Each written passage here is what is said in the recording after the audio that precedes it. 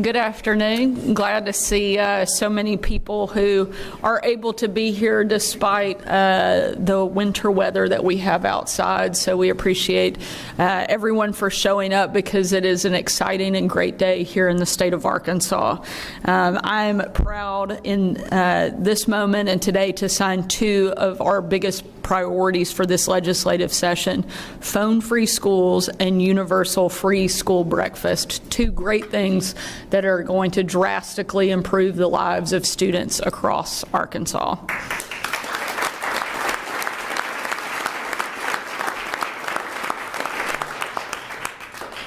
I want to thank Senator Dees, Senator Dismang, Senator Tucker, Representative Eubanks, Representative Gramlich for their leadership on these key issues.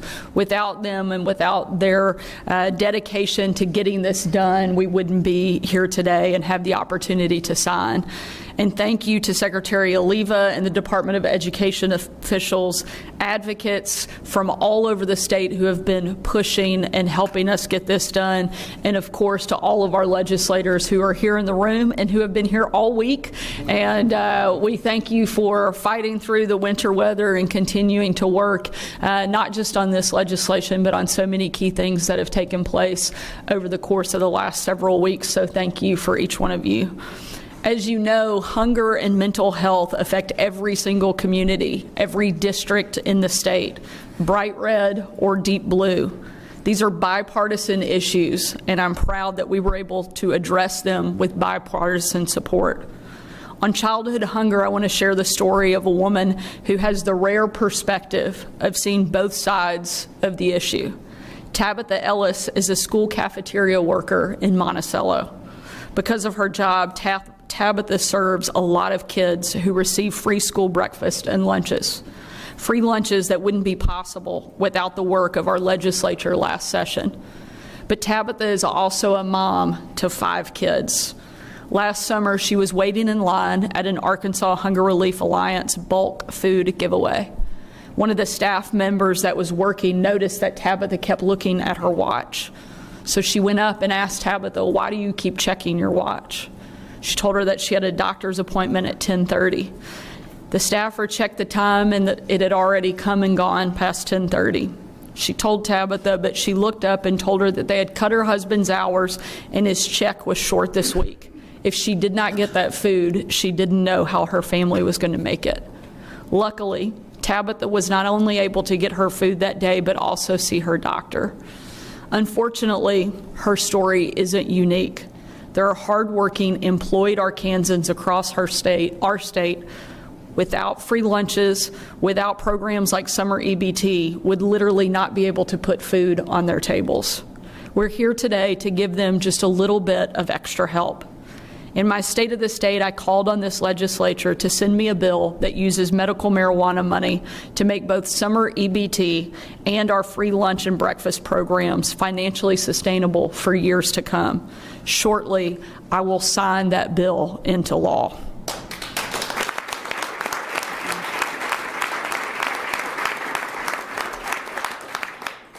Free school breakfasts are a great way for parents who would otherwise have a difficult time affording food for their kids. It's also great for kids too. Study after study shows us that if a student shows up to school on an empty stomach, they won't be able to focus and learn. The other legislation that I'm here signing today will also help our kids focus in the classroom. In schools that went phone-free thanks to the pilot program we launched last year, teachers say their students are more engaged, less anxious, and many are happy they no longer have to be the phone police and can actually focus on teaching. And kids who have been victims of bullying and harassment on social media are no longer feeling that pressure in school. And to the parents and teachers worried about student backlash, I'm worried about it at my own house too, I promise. And in schools that have already gone phone-free, there has been constant support from teachers, from parents, and yes, even a lot of the students. A number of the schools that I've had a chance to go to over the course of the last several months who have gone phone-free, even the students are coming up and thanking us because it is relieving a lot of the pressure and anxiety those students feel. They complain the first couple weeks, but once it gets in there, It's working. Education is all about making sure every student has opportunity, and free school breakfast and phone-free schools make Arkansas even better for Arkansas students. And this is just the beginning of my pro-family agenda this session. We're going to eliminate Arkansas's most regressive tax, the grocery tax, and ease the burden on families trying to put food on their tables. And my top priority this session is for Arkansas Access, our plan to make higher education accessible to any Arkansan who wants it, right after they graduate high school or many years down the line. We will have a productive session helping families here in Arkansas live their very best lives. We want to make sure that every single person growing up here can call this the best place possible to live, to work, and to raise their family. And I know with your help, we will certainly achieve that. And these two bills today get us just one step closer. I want to again thank the many people who worked so hard to get these bills across the finish line. I'll let some of the key sponsors speak, and then we will sign this legislation. I'm going to turn it over to Senator Dees, who has been absolutely instrumental in getting the phone-free school piece of legislation across the line and helping us in many, many areas similar to this. And don't worry, the fights on this one are just beginning. So I'm glad to know we have one of the best advocates possible who comes to this from a personal standpoint as well as a legislator. And so with that, thank you for being here today. Thank you for each one of you for caring so much about our Arkansas students. And with that, I'll turn it over to Senator Dees.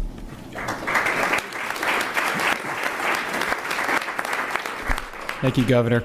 Well, as you've seen, we have a very intentional effort from myself, from Representative Eubanks, from the entire General Assembly, and from our great Governor Sanders to make sure that we are prioritizing the protection of children. And that's exactly what this bill aims to do. We've seen, unfortunately, we've seen that our kids are guinea pigs. Our kids have been a part of an unintentional test from big tech, from social media, and they've been preying on our children. And unfortunately, it's been happening in our schools. And so this bill aims to put a stop to that. It aims to put common sense legislation into practice. That's what people send us here to do.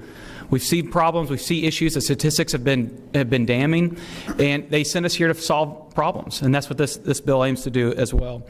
I can tell you, students, unfortunately, have been living through screens, and it's a fake relationship. It's a facade. And so what we're trying to do is bring back an amazing environment into our schools where they can have authentic, positive relationships, not only with administrators and with teachers, but also with each other, with their peers. We want the beauty of an authentic relationship to be their experience and not living through a screen or a cell phone or a personal device. So we're so excited about what this bill is going to do and how it's going to help protect our children, not only from a distraction-free environment in the classroom for academic performance, but also for the emotional intelligence, the socialization that they need, and really just to understand what it's like to be a kid, what it's like to interact with each other, to look each other in the eyes, to have authentic, positive relationships. So we're so excited about what this bill is going to help each one of our students. We've heard from superintendents, from teachers, from students, from parents. And so I want to say thank you. Thank you for reaching out, for giving us your feedback as we work to make a great bill and a great law. And we know we live in a digital age, and so we've put exceptions to make this a very realistic bill. And so many thanks to those. Thanks to my wife as she pushed back on this bill, right, with our own kids. As the governor said, this is a very personal bill. I've got kids in the school that this affects day one. And so we know how this is going to impact students and families across the state. And we want to be a leader across the country to make sure our kids are protected and have a distraction-free environment.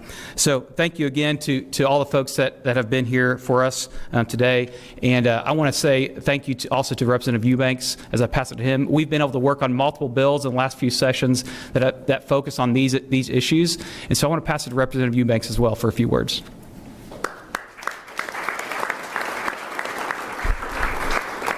Well, I knew it would be a few words because Senator Dees went first, but it's an honor to be a part of this legislation. We had this focus on this bill was twofold. Number one, we wanted to do everything we could to improve educational outcomes, and we also wanted to do things to address the mental and emotional health of our young people. Like Senator Dees said, we worked on the social media bill last session, so this is something that we care deeply about.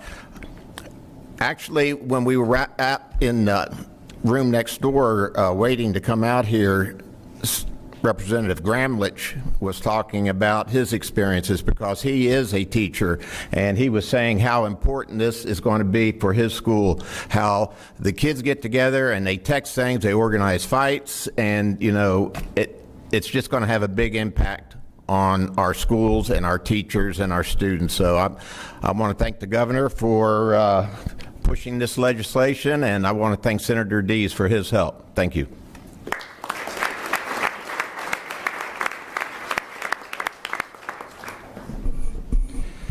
I'm a poor man's Jonathan Dismang standing in for Senator Dismang here today. 2 years ago, as you all know, we passed the bill to eliminate the copay for reduced price breakfast and lunch. And we had events out in the state after that to see the impact. And I heard a story I wanted to share also from Monticello, actually, Governor. There's an outstanding school nutritionist in Monticello, and she said after the school year started, in the 23-24 year, she got a call from a mom. This is in late August. And she said, how much money do I have in my account? I have 2 boys in elementary school. I don't have enough to pay for lunch, I know. Do I have enough to cover breakfast until September 20th? And she said, you have $20 in your account. And she said, well, that lasts until September 20th. That's the next time I get paid. And this was late August. And she said, well, let me check. And she said, actually, you can have your $20 back, and your boys can eat breakfast and lunch for the rest of the school year and the rest of the time they're in school in Arkansas. And you think about the impact that has on that family. And the legislation we passed 2 years ago had that impact on 49,000 families in Arkansas. Because we know that hungry kids can't learn. We know that. But beyond that, we also know hungry kids miss more school. Hungry kids make more trips to the school nurse. Hungry kids start more fights. So we passed that law 2 years ago, and our eyes got bigger for universal breakfast for every kid in Arkansas. And you can take that number, 49,000 families that we had that impact on 2 years ago, and this legislation is 425,000 families in Arkansas. A truly monumental impact to make sure that no kid in Arkansas will be hungry when they attend school. I do have one bit of breaking news for y'all. That is, Governor Sanders and I don't always agree on every issue. But I have to say, from the bottom of my heart, how grateful I am to Governor Sanders for your outstanding leadership on this issue.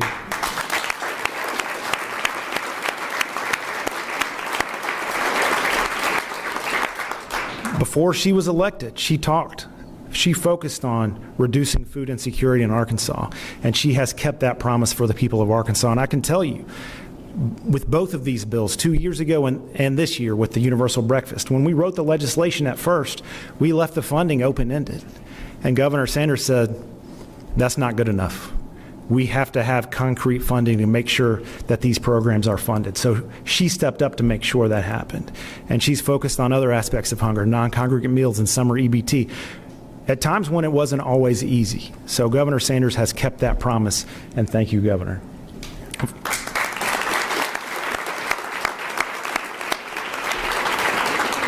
Of course, we know we couldn't do it without the legislative branch as well. I want to single out my friend Jonathan Dismang, who has provided truly exemplary leadership on both of these bills each of the last 2 sessions, along, of course, with Representative Gramlich, Representative McCullough, and 2 years ago, our friend Representative Vaught. We have over 80 co-sponsors 2 years ago, over 80 co-sponsors this year on universal breakfast, because we have a universal commitment, bipartisan, every corner of the state, to make sure that when our kids are in school, they will not be hungry. So I want to thank my colleagues in the legislature for making sure, along with the governor, that we're going to take food insecurity in Arkansas from the bottom, and we're going to go to the top. And with that, I'm going to turn it over to my friend, Representative Zach Gramlich.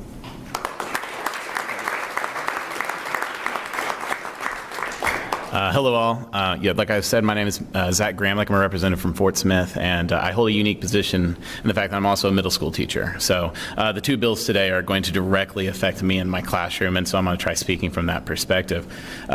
Representative Eubanks spoke a little bit about what I said from the floor, and I'd mentioned on Thursday, of support of the bill, how we had kids who would organize fights and get in fights in the bathroom and video and put them online. I told some friends at school what I talked about, and like, oh yeah, no, some sixth graders did that yesterday. So the day I talked about it, they were doing it. Like, this is going to affect things directly. As far as universal breakfasts, like, I see my kids. I see kids come in who are hungry. Maybe they missed breakfast or whatever. And what they do is they come in and they lay their head down, and they don't learn. They're just waiting for lunch. This is going to directly affect those kids, and we're going to be able to get kids engaged. We're going to get kids learning, and we're going to get them on a pathway to success. So thank you, Governor. You're affecting my classroom in the most positive way today. So thank you for everything we're doing, and thank you for colleagues for helping me be a better teacher.